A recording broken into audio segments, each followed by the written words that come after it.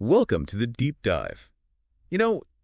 Today we're diving into something pretty big, open borders. Oh, yeah. You've probably heard the term thrown around, but what does it actually mean?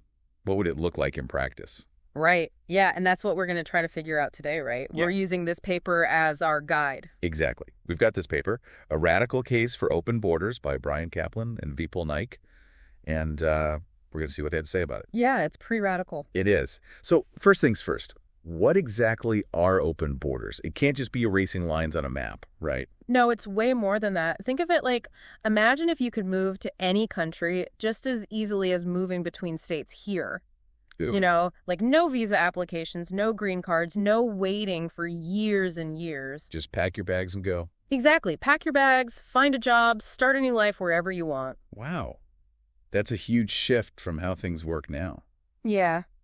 And speaking of shifts, the paper dives deep into the potential economic impact, suggesting open borders could actually double the global GDP. Yeah, that's one of the big arguments, right? Yeah. I mean, that's a massive number. How do they even come up with that? Well, they're focusing on the difference in worker productivity between countries. Okay. Like someone with the same skills can be way more productive in a developed country just because of things like better infrastructure and technology. So it's not just about the number of workers, it's about where they are and what they have access to. Exactly. Think about it. An unskilled farmer in Mexico could maybe grow like 5 times as much food if they move to the U.S. just because of the better resources here. Oh, wow. Or even like a barber from, say, the Philippines could earn way more in a place like Canada just because people there are willing to pay more for a haircut. So it's the same skills, but the output and the income are totally different just based on location. Right. And now imagine that happening on a global scale with hundreds of millions of workers suddenly able to go where their skills are most valuable. Yeah, that's a game changer. That's where that huge GDP boost comes from. Okay, that makes sense. But what about the impact on things like poverty and inequality? Wouldn't open borders just create a bigger gap between those who can move and those who can't? That's a common concern, but actually, the paper argues that open borders could drastically reduce both poverty and inequality. Really? How is that possible? Well, think about this. Most global inequality isn't between rich and poor people within the same country. It's between rich and poor countries. Right. That makes sense. So if you allow people to move from poorer countries to richer ones, they can earn much higher wages, which shrinks that gap between countries. Oh, I see. So it's about giving everyone a chance to climb the economic ladder, regardless of where they were born. Yeah, exactly. It's like, those huge migrations from rural areas to cities that happened in places like China and India. Right. Those migrations lifted millions of people out of poverty because they gave people access to better opportunities. So open borders would be like that, but on a global scale. Exactly. It's like taking a model that already works and applying it to the whole world. I'm starting to see the appeal, but I also imagine there are some potential downsides, even if the overall outcome is positive. Oh, for sure. Like, one thing that worries me is the impact on government budgets. Yeah, that's a common one. Would open borders just bankrupt wealthy nations? Well, it's not as simple as that. The paper highlights some research suggesting that the fiscal impact of immigration in developed countries is actually pretty moderate. Moderate? You mean it wouldn't be this huge drain on resources? Right. It's often close to zero, meaning the costs and benefits kind of balance each other out. Wow, I wouldn't have guessed that. Yeah, it's more nuanced than just more people equals more spending. Right. Like immigrants pay taxes, they create businesses, they contribute to the economy in lots of ways. This is not a simple equation. Not at all. And a lot of immigrants arrive already educated, which means the host country hasn't had to pay for their schooling. Okay, that makes sense. But what about crime? I feel like that's a big fear people have with open borders, that it would lead to a spike in crime rates. Yeah, that's a common one. But again, the research actually suggests the opposite. Like, studies in the U.S. and Japan show that immigrants actually have lower crime rates than native-born citizens. Wait, really? Why would that be? Well, it seems like giving people a stake in a new society, a chance to build a better life, can actually make them less likely to commit crimes. That's interesting. They have something to lose, They want to contribute, make their new community a good place to live. I can see that. So maybe some of our fears about open borders are a bit unfounded, or at least more complex than we think. Yeah, there's a lot to unpack here, for sure. Okay, so we've talked about economics and crime, but what about politics? Wouldn't open borders dramatically change the political landscape of countries, especially developed ones? It's a valid concern, but again, it's more complicated than it seems. The paper argues that the political impact of immigration is actually much less dramatic than people often think. Really? How so? Well, for one thing, immigrants tend to have lower voter turnout rates, so their direct influence on elections might not be as big as some people fear. Huh, interesting. So their political preferences might be balanced out by the fact that they're less likely to vote. Right.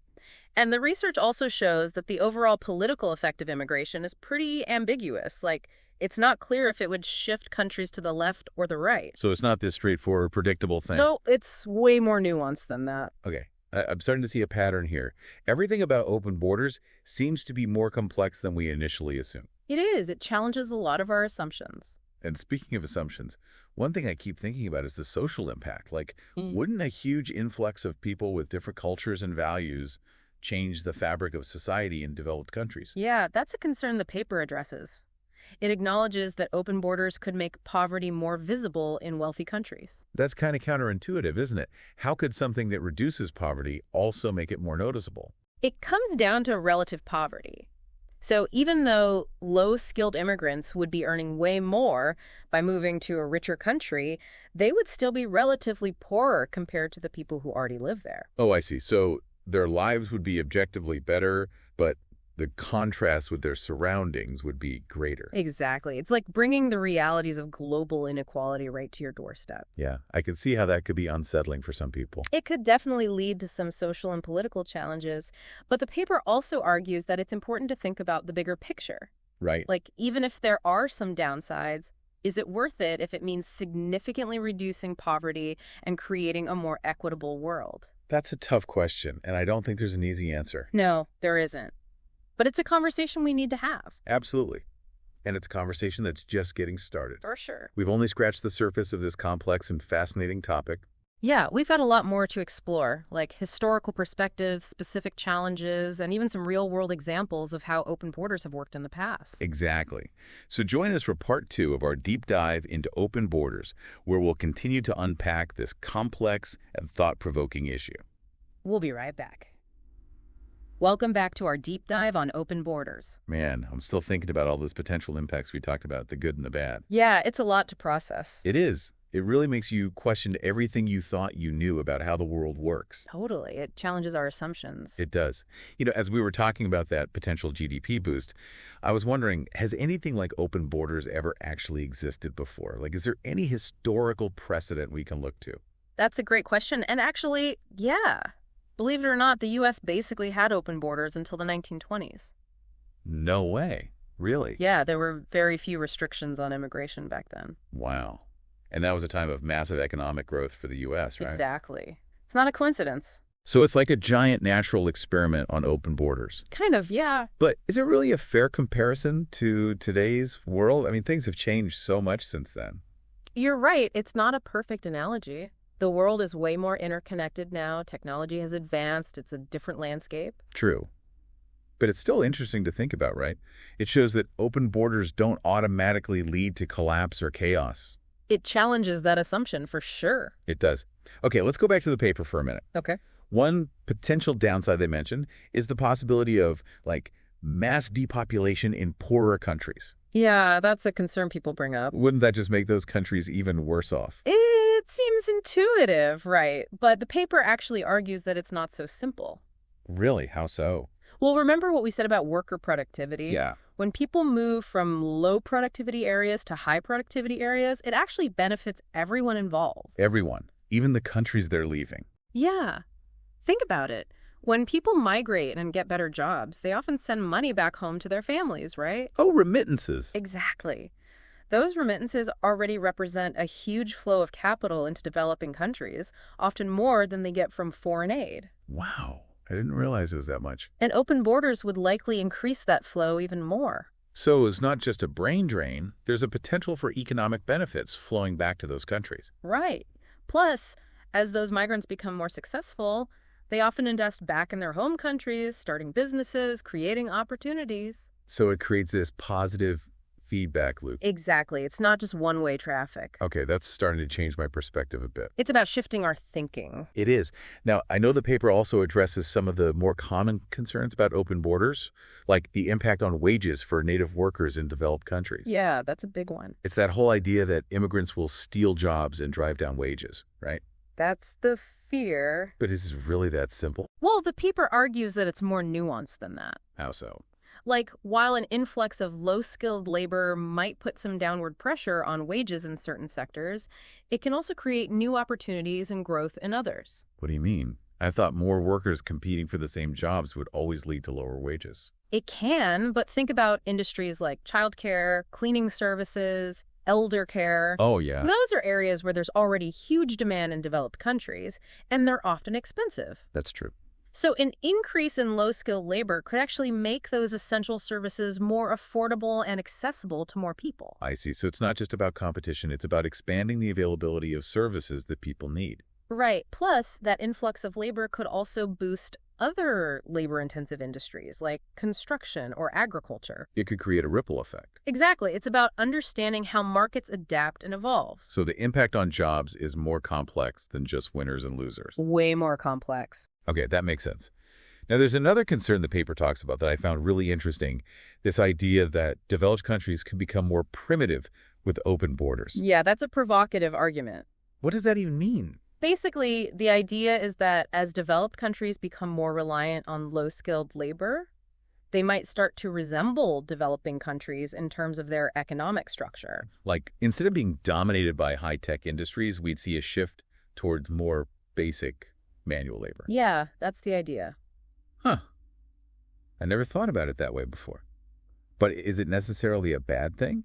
Maybe it's just a different model of development. That's a good question. The paper doesn't really answer it. It just presents it as something to think about. It challenges our assumptions about what progress looks like. It does. Okay, so we've got these potential downsides, but the paper also offers some counter-arguments, right? Oh, yeah. They address a lot of the common concerns. Like one big one is the impact on social safety nets and welfare programs in developed countries. Yeah, that's a valid concern. Wouldn't a sudden influx of people just overwhelm those systems? It's possible, but the paper argues that the economic boom from open borders would also lead to increased tax revenue. So it's not just about spending more, it's about generating more revenue, too. Exactly. Plus, remember those keyhole solutions we talked about? Yeah, like limiting access to certain programs or requiring immigrants to contribute for a certain period. Those could help mitigate some of the fiscal concerns. Okay, that makes sense. Now, there's one argument in favor of open borders that I found particularly surprising, this idea that it could actually lead to lower crime rates. Yeah, that one raises eyebrows, doesn't it? It does. But the paper cites some research showing that immigrants in places like the U.S. and Japan actually have lower incarceration rates than native-born citizens. It's counterintuitive, but it seems like giving people a stake in a new society can actually make them less likely to commit crimes. Like they have more to lose, they're more invested in making their new community a good place. Right. It's about opportunity and hope. Okay, I can see that. And what about the political impact? I feel like that's a big fear, that open borders would lead to some kind of political upheaval. The paper addresses that, too. It argues that the political effects of immigration are actually more complex and less dramatic than people often think. Really? Yeah, remember we talked about how immigrants often have lower voter turnout rates? Yeah. So their direct influence on elections might not be as big as some people assume. Plus, the research suggests that the overall political impact is pretty ambiguous. So it's not like it would automatically shift countries to the left or the right. Right, it's not that predictable. Okay, so it's another one of those more complex than we think situations. Pretty much, yeah. It's a recurring theme with open borders. It seems like it. Yeah. All right, we've covered a lot of ground here, from potential downsides to counter-arguments to historical examples. It's clear that open borders is a multifaceted issue with no easy answers. It really is. But there's one final aspect of the paper that I want to touch on, the moral arguments in favor of open borders. Yeah, this is where things get really interesting. The paper argues that open borders isn't just an economic issue. It's also a profoundly ethical one. It's about what kind of world we want to live in. And it makes this case that a wide range of moral viewpoints, from utilitarianism to libertarianism to egalitarianism, even Christianity, all converge on the idea that open borders are the right thing to do.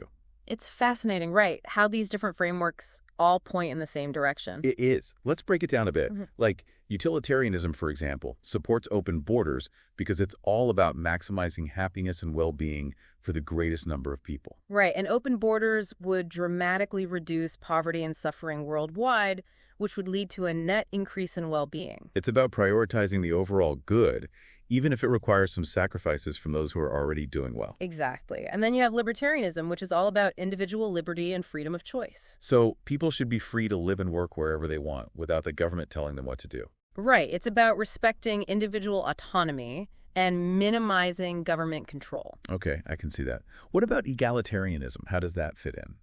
Egalitarianism is all about fairness and equal opportunity. So from that perspective, open borders are a way to level the playing field and give everyone a fair shot at a good life, regardless of where they were born. It's about breaking down those arbitrary barriers that limit people's potential just because of their birthplace. Exactly. And then you have the Christian perspective, which emphasizes compassion, charity, and caring for the poor and marginalized.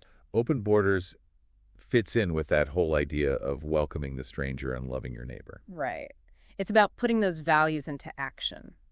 It's really powerful when you see how all these different ethical frameworks, even ones that seem very different, all point to the same conclusion. Open borders are not just good economics, they're morally right.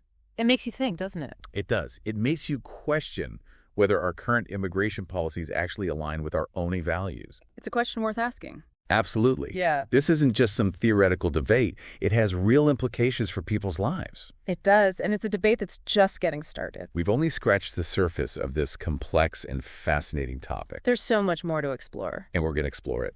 So, join us for the final part of our deep dive into open borders, where we'll dig into some of the criticisms and challenges and leave you with some final thoughts to ponder. We'll see you there. All right, welcome back to the deep dive.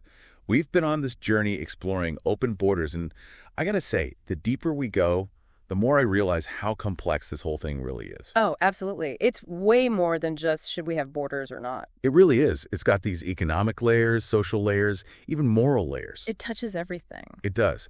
And, we've talked a lot about the potential benefits, but I think it's important to address the challenges and criticisms too. Right. For sure. Got to look at both sides. We do. Like, one pushback I hear a lot is that open borders is just too radical, too much change all at once. Yeah, that's a common one. It's definitely a big shift. It's huge. It's like trying to turn a giant ship around, right? It's not going to happen overnight. It's a massive undertaking, no doubt about it. You're talking about changing policies, laws, even how people think about countries and borders. Exactly.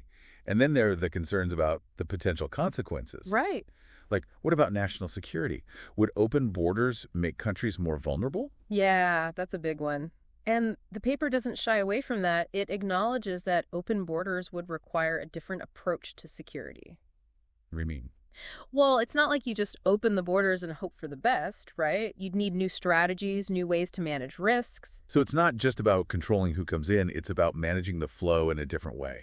Exactly. More focus on things like intelligence sharing, international cooperation, maybe even new screening technologies. So being proactive instead of reactive. Right, exactly. And the paper also talks about this idea of cultural clashes. Oh, yeah, that's a big concern for a lot of people. It is, and it's understandable. Like, if you suddenly have a huge influx of people from different cultures, there's bound to be some friction, right? Right. But the paper argues that we shouldn't let that fear paralyze us. It says that diversity can also be a strength. It can bring new ideas, new perspectives. So it's about finding ways to manage those differences, to turn them into positives. Exactly. And that's where things like education and cultural exchange come in, helping people understand and appreciate each other's differences. Okay, I can see that. So we've got security concerns, cultural concerns, but what about the economic side of things? I mean, even if we address those other issues, wouldn't open borders just put a huge strain on resources, especially in developed countries? That's a valid concern. And, the paper talks about this idea of the precautionary principle. Precautionary principle. What's that? It basically says that if you're faced with a decision that has uncertain consequences, it's better to err on the side of caution. So, like, better safe than sorry. Exactly. And in the context of open borders, critics might say, hey, we don't know for sure what will happen, so let's not do it. It's a tempting argument, right? especially when you're dealing with something as big as this. It is tempting, but the paper pushes back on that. It says that if we always followed the precautionary principle, we might never have made any progress. That's true. Like, think about things like ending slavery or giving women the right to vote. Exactly. Those were risky changes at the time, but they were the right thing to do. So sometimes you have to take a leap of faith, even if there's uncertainty. Right. You have to weigh the potential benefits against the risks. And the paper argues that in the case of open borders, the potential benefits are just too big to ignore. Yeah, like reducing poverty, boosting global productivity, expanding freedom and opportunity. It's about creating a more just and equitable world. That's a powerful vision. It is. But it also makes you wonder, why hasn't any country actually done this? Like, if it's so great, what's holding them back? That's a good question, right? It is. And the paper suggests that part of the answer might lie in human psychology, like our in-group bias. It's this tendency we have to favor people who are like us, who belong to our group, over people who are different. Like our tribe versus outsiders. Exactly. It's kind of primal, you know?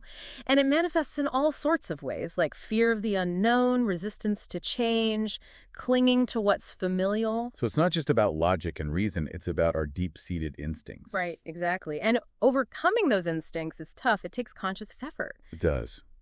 But maybe the first step is just having these conversations, acknowledging that there might be a better way. I agree. Open borders might not be the perfect solution, but it forces us to think differently, to challenge the status quo. It's about expanding our horizons. It is. Yeah. So as we wrap up this deep dive, I want to leave you with this thought. The world we live in, with all its borders and restrictions, is just one way of doing things. It's not inevitable. It's a choice we've made. It's a choice we can change. Exactly. And maybe it's time to consider a different path, a path that leads to a more just, more equitable, more open world. That's a powerful message. And, I think that's what this duck dive has been all about. Challenging our assumptions, expanding our thinking, and maybe even inspiring us to imagine a different future. It's about pushing the boundaries. It is.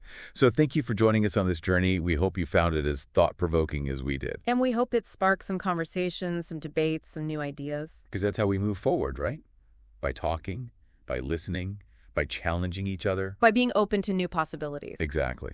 So until next time, keep those conversations going, keep those minds open, and keep diving deep.